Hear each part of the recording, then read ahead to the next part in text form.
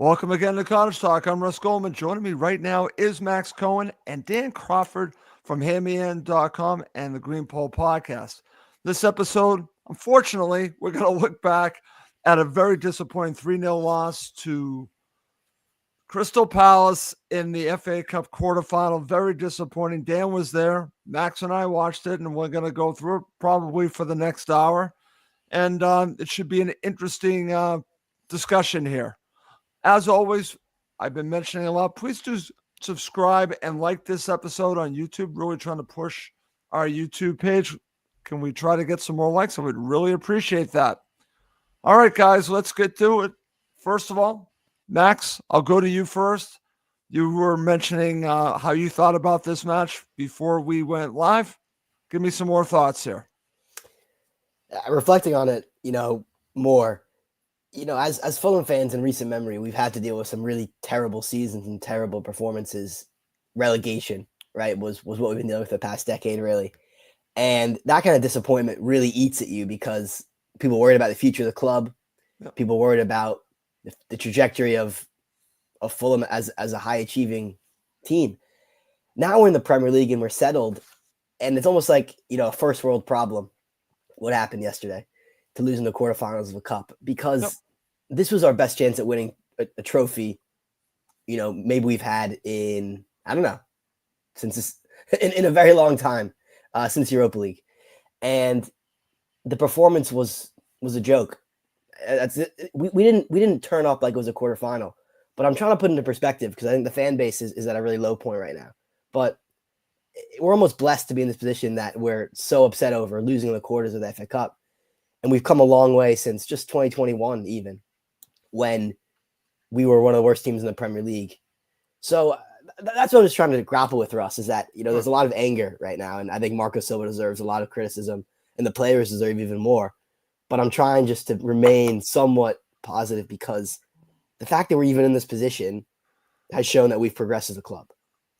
Totally agree with that, Max. And I'll share my opening thoughts and then I'll go to Dan.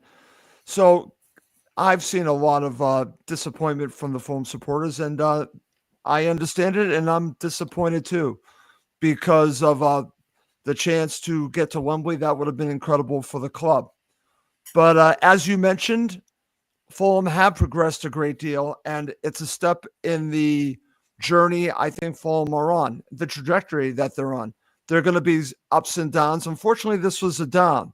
The one thing that I will say, and I've seen a lot of criticism of Marco Silva, and I'm going to address it to start off right now, because I've seen someone come to me today to say, listen, has Marco taken Fulham as far as he can take them? And I disagree with that. I think Marco Silva can take Fulham even further. I actually think Fulham were prepared for this match, and that might shock people. I just don't think that what they were trying to do was effective enough against this low block, and it just didn't come off. And those early stages, there was a chance to take the lead, and there were some situations that came up that did not go Fulham's way. And then you're going up against a team that has just a really good sense of who they are under Glasner, and they're difficult to break down. And if you give them an opportunity, they're going to jump on it. They had two at the end of the first half, and that sealed the deal. And that's full credit to Crystal Palace. But if I look at it overall, I am not deterred on my thoughts on Fulham's future. This does not change that. It's just a disappointing loss because of the situation that it was and what Fulham could have gone to, which is a semifinal, which would have been incredible. But it doesn't change for me where Fulham are headed, which I think is forward. Dan, I want to go to you.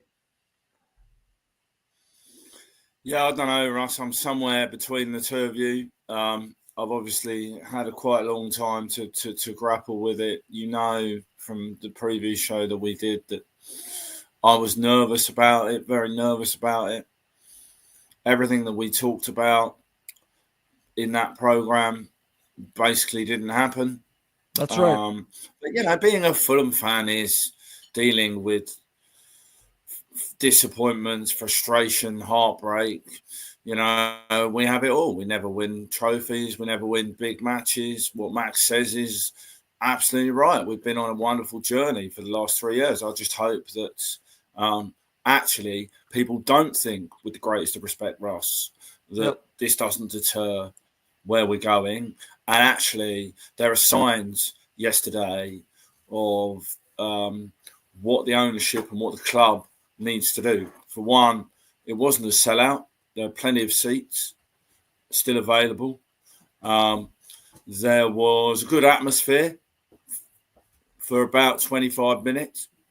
And we're clearly lacking in some places, whether that's psychologically or whether that's in squad depth. But I agree on the broader points. You can't beat opportunity to still compete in European competition. And that opportunity starts again when we might make April Fools out of Arsenal. Be a good time to do that for the first time at the Emirates. Boy, we've been close. I just wanted to add a little bit of a segment. Going to do my best James Richardson impression here for anyone who watched Gazzetta Football Italia or any of that, with a little bit of paper review for you from London, England, Great Britain, whatever it is, the 51st state before your president puts all his tariffs on us. So let's start with the Observer. Barney Ronay in the Observer talking about Abire Eze. And some little bits here. He says Craven Cottage, which always feels like a boat trip or a picnic, was washed with chilly spring sunshine before kickoff. And he then, so that was nice. But he does say that, but Adam Wharton was also lucky not to get a second yellow card after a minor, harmless, but still verboten kick that the referee missed. And this is majored on in Simon Burton's match report, which is excellent, where he says that Marco Silva's side started the game like a swarm of wasps around a jam jar, all movement and excitement and danger. It took them less than 2 minutes to create something, talking about Muniz's chance. That for them was as good as it got. They could not sustain that energy. But he also does mention the kick out by Wharton. And in the Sunday Mirror, Ryan Taylor in the Sunday Mirror here, Mateta has it so easy, or Eze, the headline, mostly about Crystal Palace, but it says Adam Wharton might have been lucky to stay on the pitch, but there was nothing fortunate about this result. Ebere Eze inspired Crystal Palace to clinch their place in the FA Cup semi-finals for the second time in 4 seasons. And the visitors to Craven Cottage did it in emphatic fashion, dismantling Fulham to record their 6th consecutive away win in all competitions. He unfortunately misidentifies mixes up Rodrigo Muniz with Sasa Lukic, which must be a contender for the worst piece of punditry ever in British journalism. One of them's black and Brazilian, one of them's white and Serbian. You don't normally mix those two up. Johnny Norcroft does a little bit better in the Sunday Times. I just want to read this bit to you. Marco Silva was a brooding contrast. He had 2 very understandable frustrations: that Fulham lacked decisiveness in both boxes, and that Wharton was not sent off for a second yellow card when he flicked a kick out at Rodrigo Muniz. The decision was hard to fathom and may well have sparked a very different game, given it was 0-0 at the time, but Silva could have made other decisions himself. His team were well organised and motivated, but the emphasis was on athleticism rather than flair. And finally, I did want to give a shout out to the latest issue of 442 magazine, which is edited by a Fulham fan. Let's see if I can find a picture of James Andrew. He stands behind me in Hampstead. That's James Andrew, H5, season ticket holder. There's some lovely tributes to Paddy Barclay, but Max will like this. Let me find it. Hold on 1 second. There's a lot to get through here. We'll get to page 60-something. Here we are. Why Fulham's best attacker has been Anthony Robinson, right? By a fantastic tactical analysis. This is in the shops for about 2 days. It also had 2 more days before the next issue comes out. It also has a feature with Karl-Heinz Riedler. Hang on. And at the bottom of the thing, I think my internet's gone a bit dopey. Yeah. There's a picture of Karl-Heinz Riedler playing for Fulham. And then he talks about having to manage Fulham. And he had to ring up Roy Evans for help because the team weren't able to score goals or defend under Paul Bracewell. So it's basically a Fulham issue of 4-4-2. Okay. And here ends the woeful segment, Fulham in the media, that may never appear on Cottage Talk ever again. It's fine, Dan. I'm glad that you shared all that. And the one thing that I would like to add, because you and I were talking about this earlier this morning, you were asking me who I had as the people doing the broadcast. And Max and I had John Champion, who's excellent. I think Max will agree with me on that. Then I will give Craig Burley his props too. Craig Burley is on ESPN Plus. I got to see him a great deal. I actually thought his commentary was pretty fair and very good analysis. So in all honesty, I don't know what you had, Dan, but Max, would you agree that they did a decent job of covering this match? I wasn't listening too much to them. You know, I don't like Craig Burley. I don't like Craig Burley at all. Okay. You know, John Champion, I think, is a very good commentator, and they're fair. But I don't know, Russ. The match was on my mind. I love the breakdown by Dan, though. I mean, that's great because Fulham rarely ever gets covered. In the media. No, I'm glad that he mentioned that. At least people, you know, that's the beauty of the FA Cup quarterfinals, that there's actually some focus on the matches. Yeah. And we got some spotlight. Although it was all for a 3-0 home loss, so that's not great. Yeah, I hear you. All right. And you guys see my addition to the Fulham America theme here, which is I procured the calendars, and I've got Tim Ream pointing up there, and Jedi is doing some sort of. Let's see if I can get it a bit. Let's see if I can. There you go. Okay. Yeah. Wait a minute. There you I'm go. not going to win any awards for camera work. I've also got the most frightening Ryan Sessegnon doll you've ever seen. Don't buy that at home. Okay. All right, Dan. Very good. I also want to mention that the three of us, for the very first time, are going to meet in person in Boston on Friday. That's going to be a lot of fun, Dan. Well. If everyone turns up, Ross. I'm sorry. What are you talking about there? Are you saying that one of us might not be able to make it? It's all right. I've been to America a few times, and one of the trio hasn't. You know, it's fine. He's only young, and he'll learn. It's fine. I had a very good time with you at the Irish bar in Penn Station. Was it? That was great fun. That was great. Of last season. That was a lot of fun, and then you came to visit me in Boston, which was great as well. So, and I've also been able to meet up with Max on a few occasions. Anyways, enough talking about us. Let's talk again about the match. And it's always fun to meet up with Max. We met up with Max on his last visit here over Christmas, although Max does specialise in dealing in disappointment when he watches Fulham. Both times against Bournemouth, most recently. I must give Max's family a huge shout out, though. They did drive me all the way to Bournemouth for that Boxing Day game. That was Max. You said I think that was also 3-0. This was one of the worst Fulham performances you've ever seen, probably since then. That was another 3-0. Yeah, totally played off the park. Yep. Okay. Yeah. Very good. All right, guys. Good stuff. All right, let's get back to talking about the match. Here's my quick section where we'll give full credit to Crystal Palace because I think that they deserve it.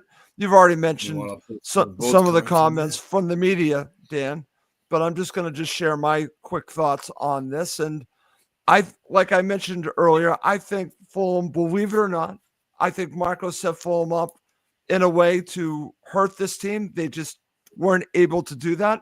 And this is a team that knows who they are and were hard to beat. They scored 3 very good goals and deserved fully the victory. But beyond that, that's all I want to say about Crystal Palace because it's a Fulham show. Anything you want to add, Max? I think that's perfect. I think they're a team which knows exactly who they are. Yeah. And that's the beauty in football is that they have their identity and they played their match to perfection. I mean, you That's guys right. talked about it, and anyone who knew what happened just 5 weeks ago at the Cottage knew exactly what Palace were going to do.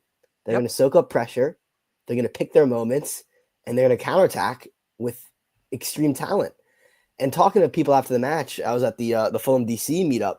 We had 25 people, 8 a.m. Amazing. Everyone said the same thing. You know, Palace have game changers in their team. Eze is the one who obviously won the match for them, but also Sarr. We didn't have that. There was no player on Fulham that we put out in our lineup yesterday, which was like, you have to watch him. You can't let X get hot. Whereas Eze is clearly the one. He can elevate a mundane match and win it. And I think that was the difference. They had the quality because they didn't have that many chances, but they took all of them. They took all of them superbly. And that's you have to give credit. They're the perfect away team. And what they've won 6 or 7 in a row. And what it may add is accident.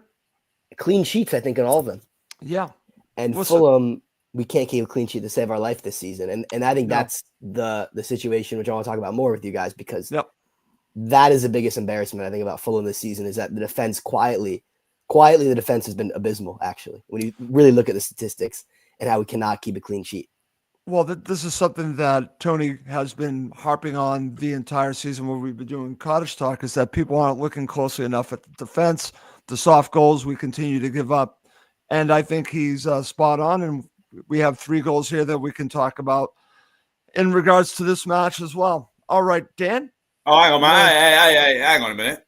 Sorry, do I not get a say in this section? I was going to give you a say, Dan. Oh, thanks.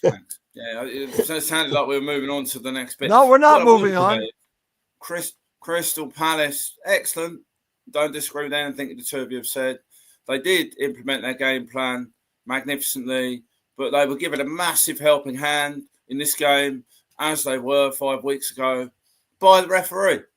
Another referee who decides that these kind of tackles, these kind of things, over-aggressive robustness is allowed to take place. So everyone says, well, Wharton is lucky, kicked out of Muniz, that was stupid. He also side down Sasalukic as well, without any punishment at all. And Adam Wharton will go on to be he already is an outstanding footballer. Right. But we're playing football, not some version of rugby, American football, or other sort of wrestling. There are lots of adverts for AEW, mixed martial arts or some nonsense. I'm sorry. Continental referees send off English players. Was this literally going to be the next topic? Oh, sorry. Or have you just put that up there? I just put that up there, Dan. It's like, yeah, there we go. Look at that. Should he have been sent off? Yes, but there's another point to this, which is I do think it's a little too simplistic to say we didn't turn up. We did turn up for the first 20 minutes. That's what I think, Dan. The players rose to the occasion for the 20 minutes because I felt the Hampstead End and shout out to Luca and all the lads who organised, I guess, what qualifies as a bit of TIFO at the front of the Hampstead End. Maybe you guys saw that. I haven't seen the full coverage. You did see that, but that was basically to remind those Southeast London ruffians that we were there first, because you know that they have a little problem with looking at a calendar or a history book. In terms of that, but we did start pretty well. I'd like to get your thoughts on whether Jimenez would have buried that chance that Muniz created for himself, although whether Jimenez would have had the dexterity and the pace to do that. I mean, there's that, and Andreas Pereira really has to score. And on another day, in another era, Fulham would have had a penalty because it clearly hits Jefferson Lerma in the arm or somewhere in the but I don't know what the rule is anymore. So no exaggeration, Fulham could have been 3 goals in front before we gifted Palace a couple of goals in 5 minutes. No argument with the result, but when Glasner is literally telling Wharton, you've got to calm down, son, calm down, and gesturing to say you could have got another yellow card twice. I was a referee. thank goodness I'm not now, because I'd probably get sacked. Okay, very good, Dan. Max, since Dan brought it up, I thought we would talk about this in a little bit, but since he brought this up, I want to just mention to Dan's part that I don't want this to be an excuse that this player should have been sent off, okay? Because Crystal Palace deserved the victory, everything that's being said. However, Dan is right. If you watch this back, and anyone that has not seen this, this is a second yellow card. This is absolutely, he should have been sent off. So I just want to put this in the conversation of what happened in the match. Credit to Crystal Palace for the victory, but this is a factor in the match. What are your thoughts? Totally correct. And I think that the conversation also has to be, if we have VAR, why not expand it for things like this? Because currently, right, it's only for straight reds. But a second yellow clearly has the exact same effect as a straight red, but it seems like the referees are totally hamstrung in the situation. And I would like to see a rules change where the VAR can say, hey, I know this isn't a red card offense, but this would lead to a red card. Take a look at it, right? Because it feels like we're all throwing our hands up and saying, oh, we can't do anything about it, but shouldn't have this been checked? But I understand why it can't be. But if we overanalyze every inch of an offside or every inch of a handball, there should be also time allotted to situations like this. Okay, very good. All right. But how does the referee, how does the referee or the assistant referee not see it? And what I would say is the point about being a second yellow is fine, but David Beckham literally got sent off a straight red card for doing exactly that. The same thing. The same thing, Dan. Simeone in the 1998 World Cup, and he got hounded out of. He got hounded at every ground he went to for at least a year and a half because of that. And you know, it's fine, but we've seen people sent off for you know, let's look at the last time we were in an FA Cup quarter final. A lot of people got sent off, right, including Marco. So if you're gonna do that, then all you're asking for is some consistency. I completely agree with Max, but I mean, I'd get rid of VAR because there's no point having them. There's no point. They get too many things wrong. And English referees must be among the worst referees on the whole planet, right? They're dreadful. I'm dreading which representative of the English FA is going to be in USA, Mexico, and Canada for the World Cup in a year's time. Maybe we shouldn't just send anybody. But the point is, we've got the song, which it's a family show, so I won't sing it in full. But Silver's right. The refs are, you know, he's right. He can't say it anymore because he'll get banned. You sort of, he did the thing on the ITV interview, which probably wouldn't have been played to you, where he said, it's just, you know, I'm used to this situation. We're just unlucky. I won't say anymore. And the reporter, the journalist, wanted to ask him what he meant by it. And he said, you know what I mean. And he said, but it's not an excuse, to your point, Russ. Right. So, but it is at 0-0. That's their key central midfielder, replacing Will Hughes. Exactly. Who did the exact same thing 5 weeks ago. So it's all very well saying, oh, Glasner's wonderful. He's got all this sort of wonderful tactical variety, which he has, even though they're actually quite predictable to see what they're going to do, because they just kick people. They get away with kicking people. And that's fine if you want to do that. But we're meant to be playing. It's either a contact sport or it isn't, and everyone has to be playing by the same rules. That's all I'm saying. Palace deserved the victory. Good luck to them as they go on in the competition. But that's a huge factor in this game. If Wharton is sent off, I agree. It's a totally different match. Right, and that's why I want to talk about it in the context that we're talking about it, because we've all said we're all talking about full credit to Crystal Palace, and they deserve the victory. But if we don't mention this situation, it's not really telling the entire picture of what happened here, because if he is sent off, the match is completely different. It's fair to talk about that. All right. Let's move on, guys. Let's move on. And you know where I want to go next? Let's go to the starting 11. So, Dan, you and I did a preview episode. I actually came pretty close, except I think I had Adama Traore and Willian. I think that was the only difference I had. I was saying I wanted Rodrigo Muniz as the striker because I was thinking big picture of maybe it goes extra time and to penalties. That was the reason why I was going there. So what did you make of the starting 11, Dan?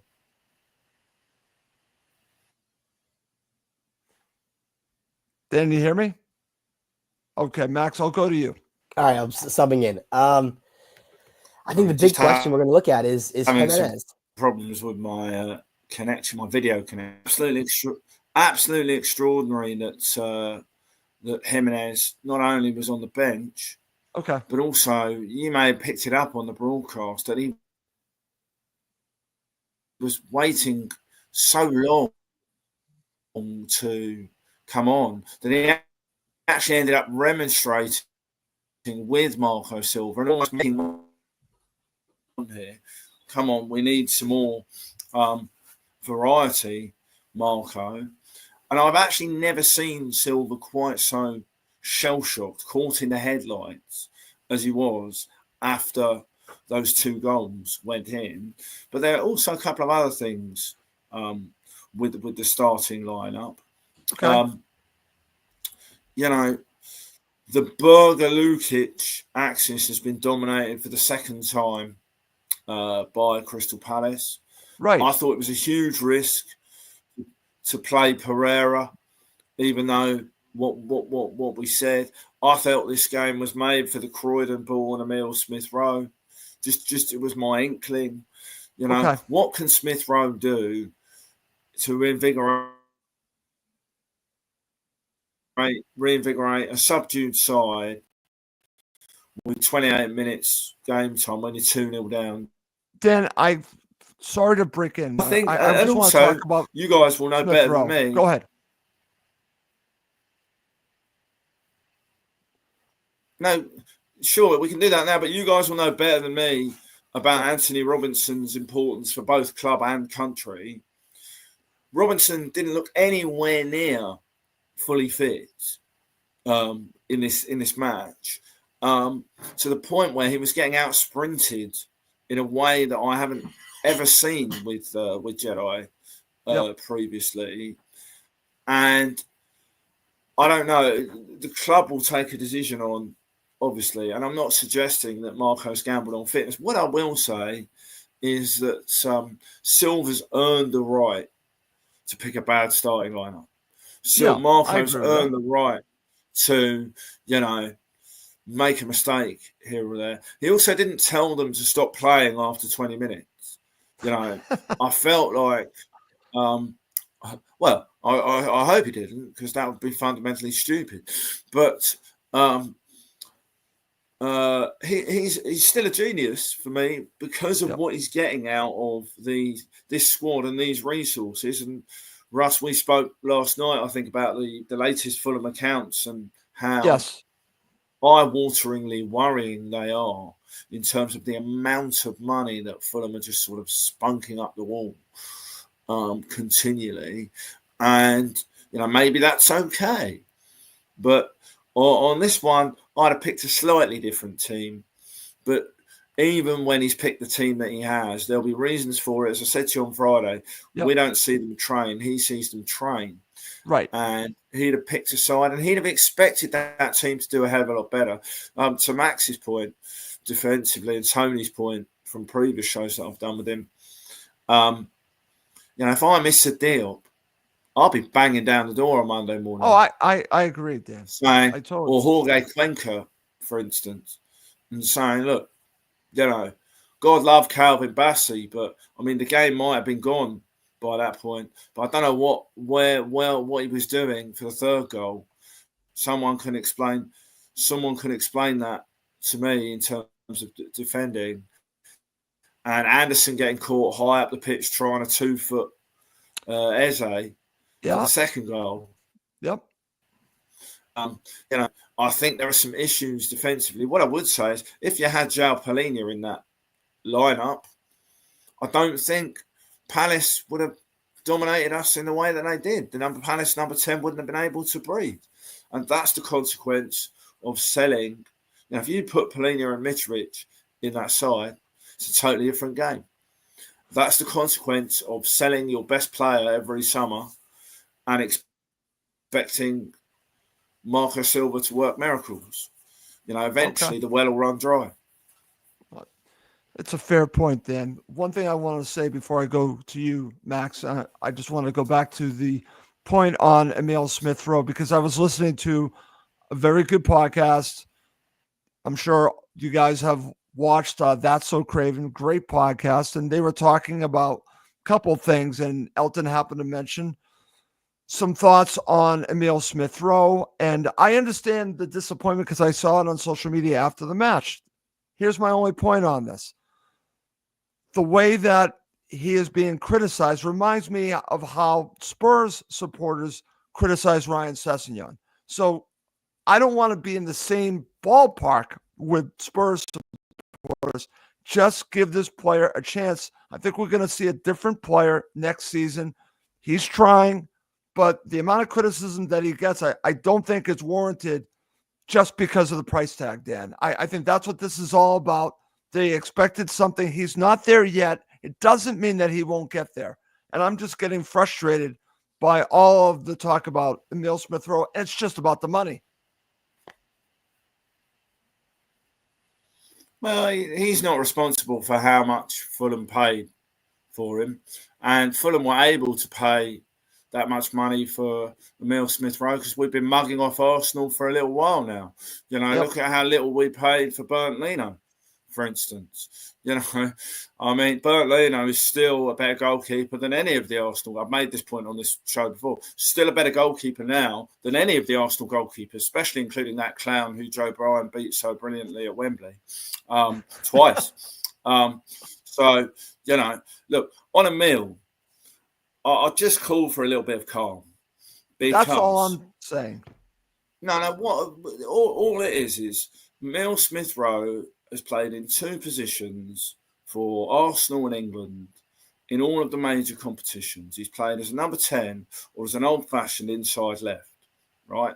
He has not had the opportunity to play regular games in either position in this side since he joined it. Some of that is due to the fitness issues he carried with him.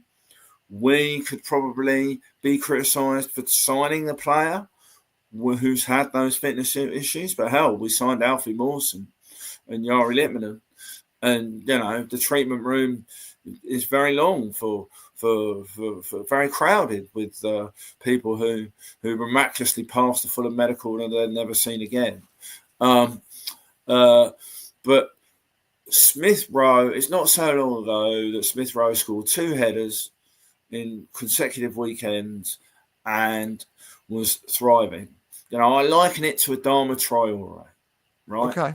Adama Traore has been fantastic this season, largely when he started. He started the season on fire. Somehow he's now out of the team.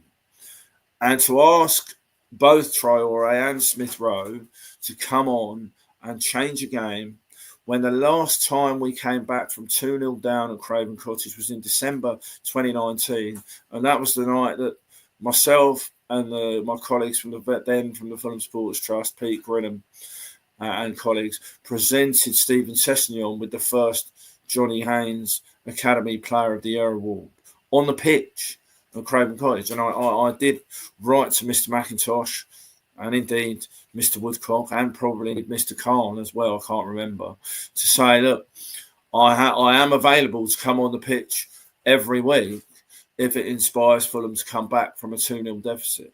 The last time we came back from a 2-0 deficit at half-time in a domestic game was all that time ago. That illustrates how difficult a task it is, right? And I think we just have to recognise that you can't expect players to slot into a different system, different roles, and be brilliant. It isn't Football Manager. It isn't FIFA. It isn't, you don't get to close the game down because you've made a bad selection and play that match again, or, storm out of the rage quit, I think is what the kids used to call it, at least. Marco doesn't get the option to have a do-over. I'm just like, I like creative players, flair players. I would just say, people are coating off Smith Rowe, for instance. Well, where's the criticism for Alex Iwobi, for instance? Yeah. Right? Who I thought very lucky to last as long as he did. Nothing against Alex Iwobi. Everyone can have a poor game. But literally, only William, for me, comes out of that starting lineup with some credit. Okay. In the bank, because he looked like the only one. Pereira's missed an absolute sitter, really, when you look at it. We can be harsh, but we're Fulham, right? We don't really like to castigate our own players, or at least I don't, and I won't have any part in it. Emil Smith-Rowe's trying, like you said, Russ. Yeah, he's trying very hard. He's a lovely, shy boy. And I'd like the Fulham fans to have a bit of patience with a quality footballer. But that's all I'm it's asking. Up to them. Dan. That's all I'm asking. I haven't, unfortunately, had time to listen to that So Craven and my colleagues in Australia. The time difference rather kills me a little bit. I will catch up with it, not least because Mary will kill me if I don't. And listen, to be fair, like I said, they're just feeling frustrated, and I get that. I'm talking about what I listen to and then also what I see on social media. It's a frustration. I'm just saying we need a little patience when it comes to Smith Rowe. Tony has said that on this show so many times. He thinks his best season is next season, and I tend to agree with him on that. He's got the talent. Give him a chance. Over to you, Max. Sorry about that. We went off on this Smith Rowe thing. I want to get your thoughts on the starting 11, and feel free to share your thoughts on Smith Rowe. I feel like everything's been shared. I don't know what else to say about starting 11. I think we covered about all of it. Let's think. Jimenez played a lot of football with Mexico, was on great form, but of course, obviously the time difference and the travel will take its toll on him. So I think that's probably the reason he didn't start. Yep. But that's the biggest, for me, selection issue, because Okay. Muniz had his moment, but was Muniz the right call in the biggest match of the season? I'm not sure. I think Muniz is better coming off the bench than Jimenez is. And that was the really big call that, looking back, I think Marco probably would want to do over on. I think I understand why he selected Muniz, but Jimenez is such a quality player who also has the experience, Russ. That's the thing. Yeah.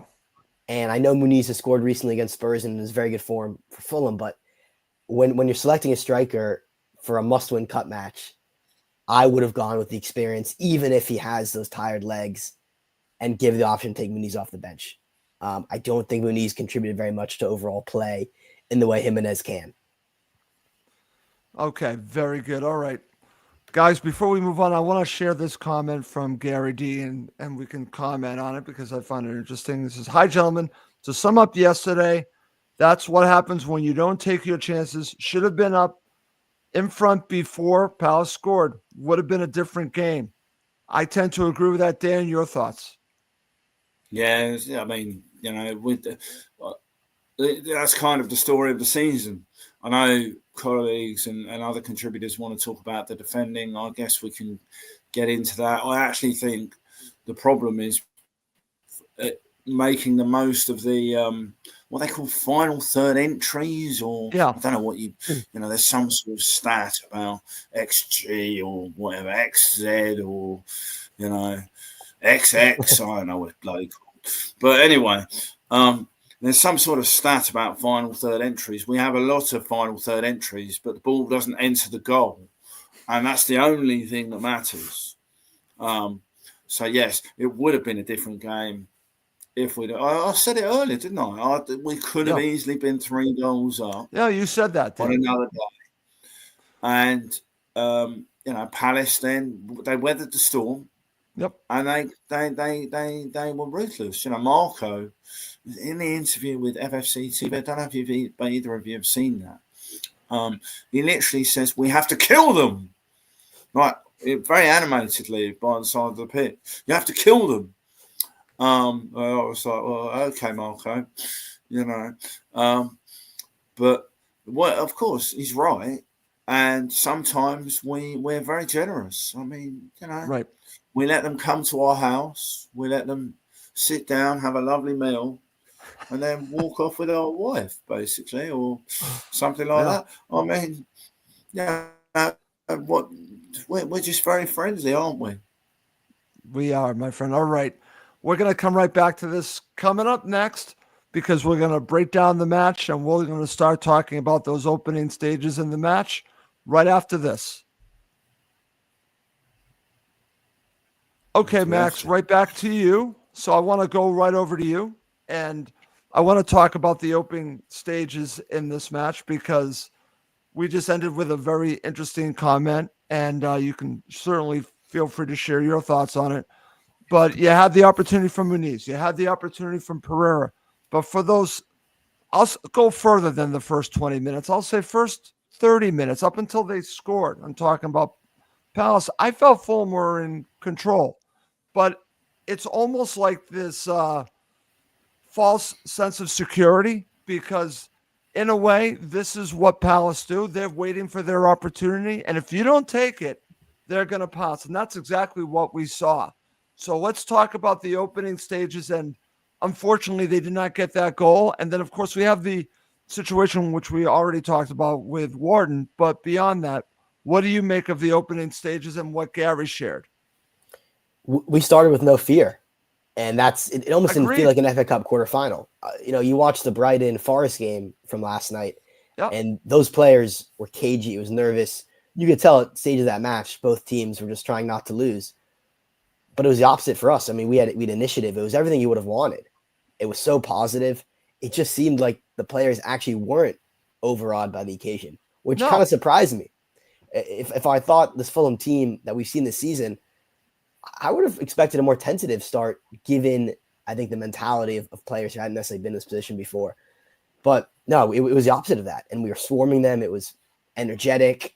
It was positive. Muniz, of course, created that chance really out of nothing.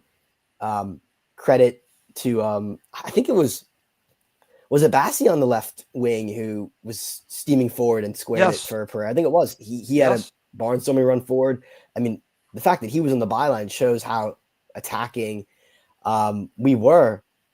But as you said, Russ, everyone knew the very minute Palace started having their first spell of attacking possession in our third, it just felt there was a nervousness. People I was watching with, I'm sure the players, and definitely at the Cottage of, oh no, we've seen this movie before. And I think that was the most frustrating thing, is that everyone kind of knew that you give Palace a foothold, they're going to take it. And that's exactly what happened. It is. And Dan, I know I already went to you. We talked about the comments, but anything else you want to share about those opening stages? Oh, just we lulled ourselves into a false sense of security, didn't we? Yeah. And it'd be a very interesting sort of psychological analysis to ask the players, well, why? Right? Did you think it was a bit too easy? Did we switch off? Because, we had a Beres on our books for a good year or two as a teenager. And people think he was sort of being disrespectful when he sort of put his finger to his lips. And I think it was more to sort of remind, he'd been rejected by Arsenal and a lot of clubs, and it was Queen's Park Rangers who actually invested the time in a Beres. And all I would say, I'm sure we'd come to the goals in a different segment, but I would just say the young lads in the Riverside stand in a Fulham shirt and a lady behind the dugout got closer to Beres after the final whistle than anyone did during the match. And that got a lot of play over here on social media, as in that's kind of where Fulham Football Club is going. I won't criticise a young child for wanting to have a pick. Really nice guy. And so he would take a picture with anybody.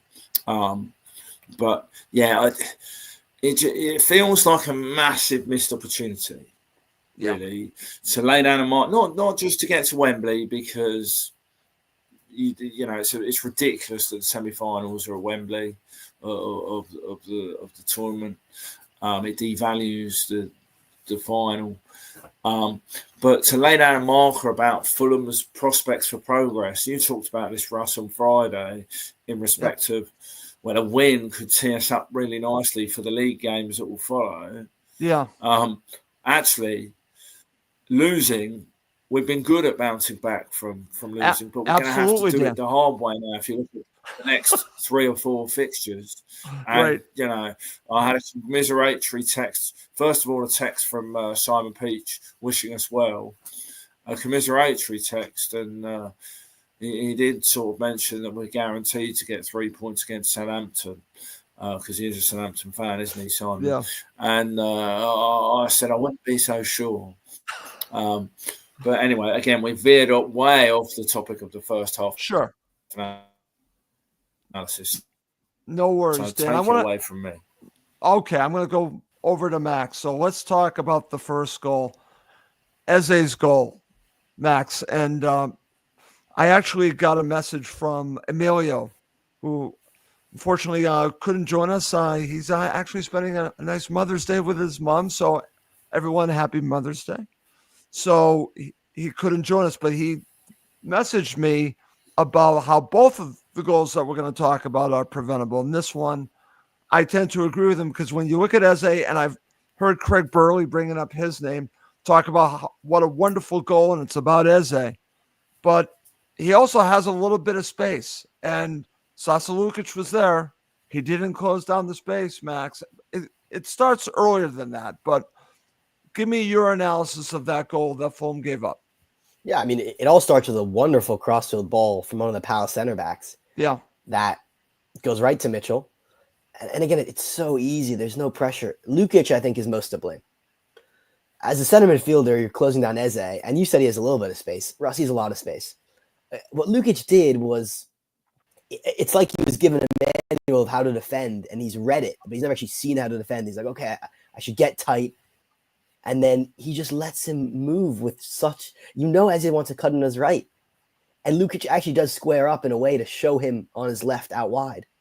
And it's all well and good showing up in that position with your body. But when he actually lets him cut in like it's nothing, well, then you failed. And it's a great strike. You have to give him credit. It's a superb goal. But the fact that he didn't really face any resistance in that entire move is really frustrating. And it was actually really simple.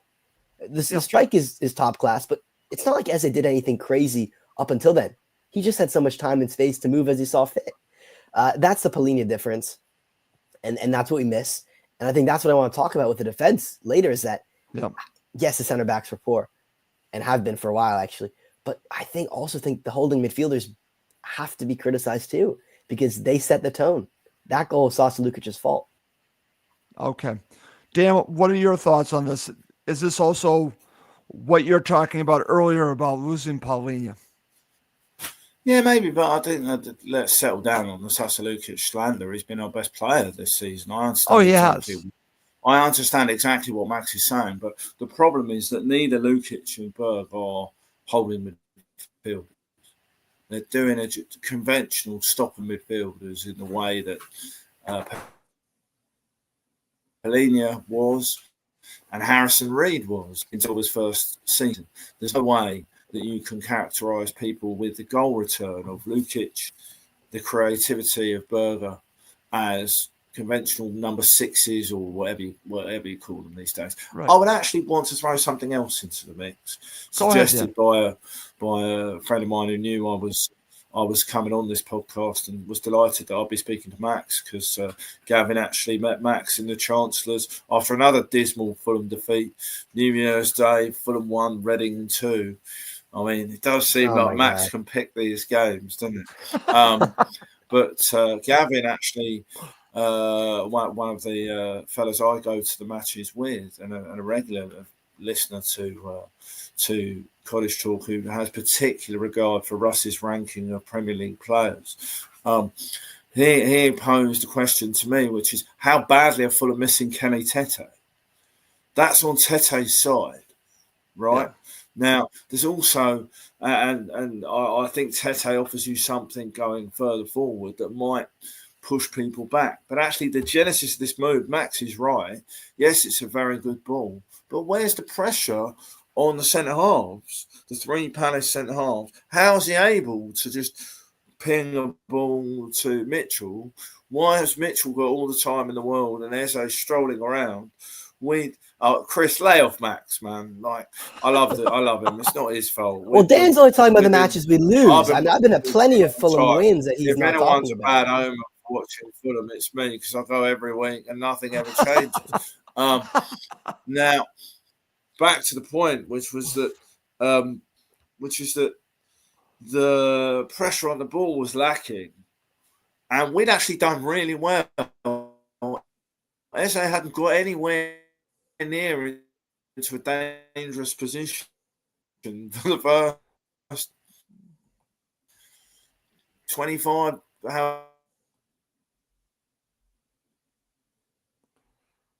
room to people. Max is absolutely right in terms of the pressure there, but I'd lay off Sandaluca, creative midfielder rather than a holding midfielder. Okay. He's done a great job for us, but I think in that moment where Silva demands an awful lot from his Dan, maybe take your video off for just a little bit. attacking players in defensive transition and vice versa, and other things, but certainly don't let the most gifted number 10, one of the most gifted number 10s in the country, have that much space. No, it's stupid. Okay, very good. All right, let's go on to the second goal, Max, because it was bad at 1-0, and shortly after that, it gets worse with the second goal. So what's interesting here is that I've heard a lot of talk about Calvin Bassey, how well he played in this match, and I get most of that. But when you look at the second goal, this is where, and Craig Burley said this, is that it was easy for Crystal Palace, this second goal, because the header was a free header, and Calvin Bassey was there. I want to get your thoughts on the second goal from Crystal Palace, which really put the match away. Yeah, I mean, this is probably the worst goal we conceded all day, in my opinion, because there's just so many calamitous decisions. The first of which Dan mentioned earlier, Anderson is way too aggressive, basically on the halfway line, jumping in to slide tackle. And if you commit that much as a center back, and mind you, he's all the way in the right back position. He's out of position, and he gets the ball, but he puts it right back into the Palace counterattack. So he's basically a non-factor. And then Berga, as Craig Burley did and analyzed correctly, just lets Eze advance with no pressure. Again, I understand we're giving him respect and we don't want to dive in, but he crossed that ball with no opposition. And then Bassey lets his man completely run across him. That's also, I think, Anthony Robinson should be pointed the blame, and Castagna. I mean, everyone in the back four is at fault for this goal, I think, in some way. And the header, a free header from 5 yards out, that's a joke, and I think Bassey has to be much tighter. So, and for it to come in addition 4 minutes after the first goal, that's when the match ended, right? Which was very frustrating to see. Okay, very good. All right, and Dan, if you could unmute your line so I can have you join the conversation, that'd be great. Unfortunately, I cannot unmute you, so if you, Dan, just joined back. He's having some technical difficulties, which is fine. I just want to share a couple more comments, and I'll go to Dan. This is from our friend Suhail in Canada. Innocent was not way too aggressive. Castagna had the ball with no pressure on him. Innocent tried to correct things. Okay, very good. That's a fair point. I think Castagna had a very difficult match, no doubt. Yep. I hear what you're saying. I would say that if you are Anderson in that situation and you are trying to put out the fire, you have to win the ball and put the ball out of play. That's my only criticism of them, is that you've won the ball, but put it right back into the mixer, and thus launch the counterattack. Okay. Dan, your thoughts on the second goal? Yeah, sorry, I'm going to keep the camera off because it seems to be eating up all the basic bandwidth, all the bandwidth for the whole area. Never mind, just my computer. The second goal is a dumpster fire, really. To be honest, I don't really know how it happened. Well, I do know how it happened because it happened at breakneck speed. Well, I thought Castagna. This is the point I was I was speculating about before I lost you about Kenny the Tete. importance of Kenny Tete. Castagna's had a tough little run of games where he hasn't been quite as consistent, and he's been challenged by good players. But I kind of agree with Max. Like, yes, Castagna loses the ball. I don't know why. What as Max says, if you're going in there, you've got to win the ball or you've got to take out the player. I mean, he should have just kicked him because there would have been no sanction for that. We're going back to that. We're going back to the Wharton thing. No, I get that. Should Dan.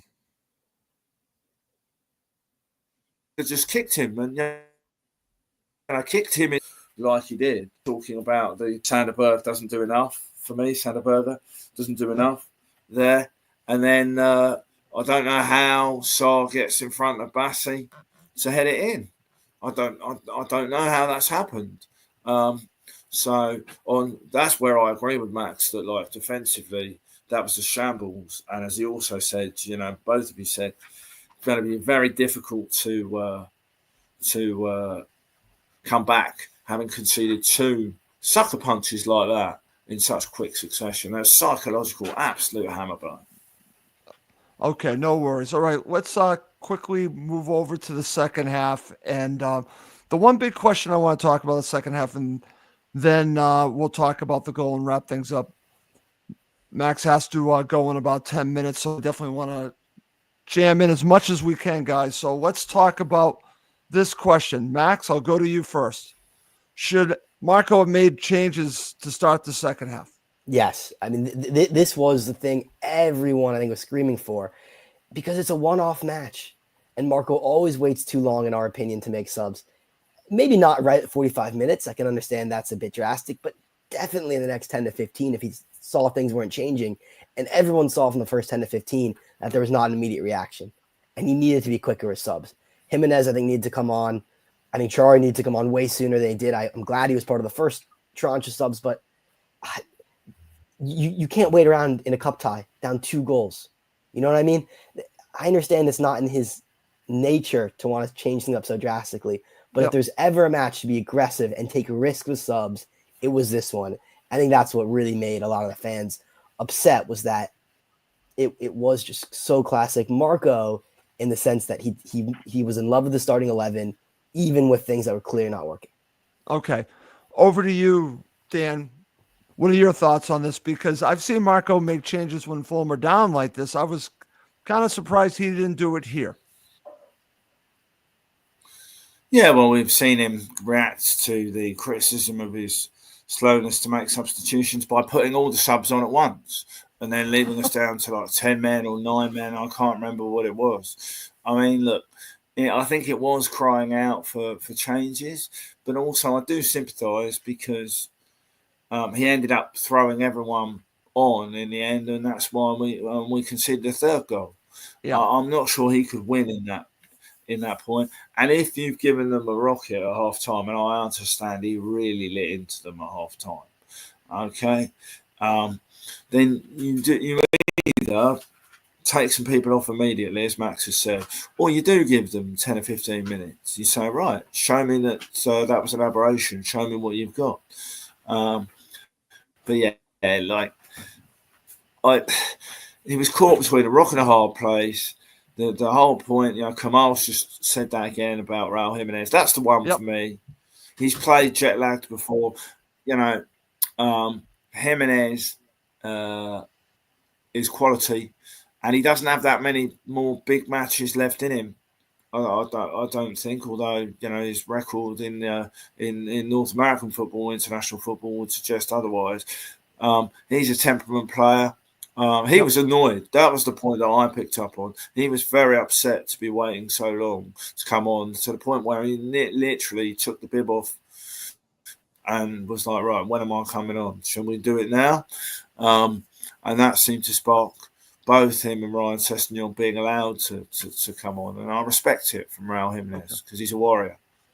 Okay, very good. All right. So just talk briefly about the second half. Fulham actually started the second half similar to how they started the first half, but it didn't lead to getting that goal. And then, as you guys mentioned, Marco makes all the substitutions. And unfortunately, it didn't really change anything. And that's going to lead to talk about the third goal. Like I said, the match is over at 2-0. It's cemented at 3-0, Max. Give me your thoughts on the third goal for Crystal Palace. And really, there's not much to talk about after that, except that the match was going to see itself out this way. What are your thoughts on the third goal from Crystal Palace? Yeah, I mean, and this is where both center backs need to take a look at themselves, because whatever Bassey's doing, being 6 yards behind the line, that's what keeps Nketiah on. It was shocking. Seeing it in live time, it was almost certainly offside. And then seeing the replay was even more embarrassing for us to say, no, he actually was onside because Bassey was that much out of position. And then Anderson, I think the commentator said it perfectly, was caught in no man's land. He didn't know whether to press or to drop back. In the end, he did nothing. And you know it's bad when Eddie Nketiah is scoring against you. That's when you know you've truly been embarrassed. In the biggest match of our season, we got beat 3-0 at home, and even Eddie Nketiah scored. I know, and I just shared that from our friend Suhail. Very good point by you. Okay, so just to wrap up the show, and obviously Fulham lose 3-0, very disappointing. I do want to share this comment that I just saw as a way just to finish up talking about the match and leading us to talk about the Arsenal match, which is coming up. And I find this comment interesting. And I disagree with Isaac's tone in this. He says, let's just finish our season without further humiliation. So I understand where he's coming on this, because it could end badly, but I still see this as an incredible opportunity to do something special. They missed out on the FA Cup. That was a chance to do something special, Dan. But you said this to me, and you emphasized this when I said I wanted to win this match because I thought it could help with the matches coming up, especially Arsenal and Liverpool. Do you still feel that way? Oh yeah, I mean, like I admire Isaac's passion. He's a regular contributor on social media to some of the stuff I put out. I get where he's coming from, because about 3:00 yesterday, I did want to have no more humiliation. You know, I work with several Crystal Palace fans who've not been shy about telling me how wonderful they are and how they're going to enjoy going to Wembley. And I wish them luck because I'm a nice man. But they really tested my patience. So I don't really, I get that we don't want any more utter humiliation. But we can set it aside, and we still have a chance for us of picking up your elusive 7th place, which you've been predicting for about 7 years. Okay, stop that. Stop that. 2 years. Yes, all right. 2 years. Okay. Well, okay. No, I mean, if you're happy on this show, I am going to bring up things that people have said before. It's just lucky I don't talk about your car keys and things like that. Okay, Dan, I'm about to shut off you right now if you bring up the car keys. Thank you. I know you are, mate. I know you are. So I know I've had one yellow card and I'm walking very close to a sort of 10-match ban. My point being, for the season, we Dan, have to show that this was very disappointing, a catastrophic loss. It was a catastrophic loss, right? But we still have things to play for. That's right. You know, to Max's point earlier on, we have reached 2 FA Cup quarterfinals and a League Cup semi-final. We are in no danger of being relegated. We might end up, whisper it quietly, not just in the Conference League, not just in the Europa League. We're only a couple of points behind Manchester City. It's all to play for. What you've got to, what the focus has got to be is, don't ever let a team embarrass you at home like that again. You know, and actually, teams who come out and play against us will present opportunities. So let's go to Arsenal with confidence. and I see if totally we can agree, do something against Arsenal. Dan, I completely agree with you. After we had our conversation on the podcast on Friday, I'm like, Dan's right, because I don't think the matches are intertwined. It's a one-off quarterfinal, and then you've got all these other matches to come. So I agree with you. There's still a lot to play for. Max, I'll give you final thoughts on this. Yeah, it's been a great show. Really, always love talking about a Fulham match with you guys. And as I always say, after a loss, it's very cathartic. It's extremely just therapeutic to get it all out. Gary's right. That's my prediction. Yeah, listen, we need to have perspective right now because the European fight is still on. And let's remember what we've said so many times this season. We play up to the opposition. We're almost better playing against teams who theoretically should beat us. Look how we played against the big boys this season. I'm not scared of Arsenal at all. I'm not. I think they know the league's over. Liverpool got that done and dusted. I think we can go and shock people. And I think Liverpool, frankly, might take their foot off the gas too. So yeah. I'm not as scared as I might have been in the past. And look how we played against these two teams earlier in the season. We've drawn both of them.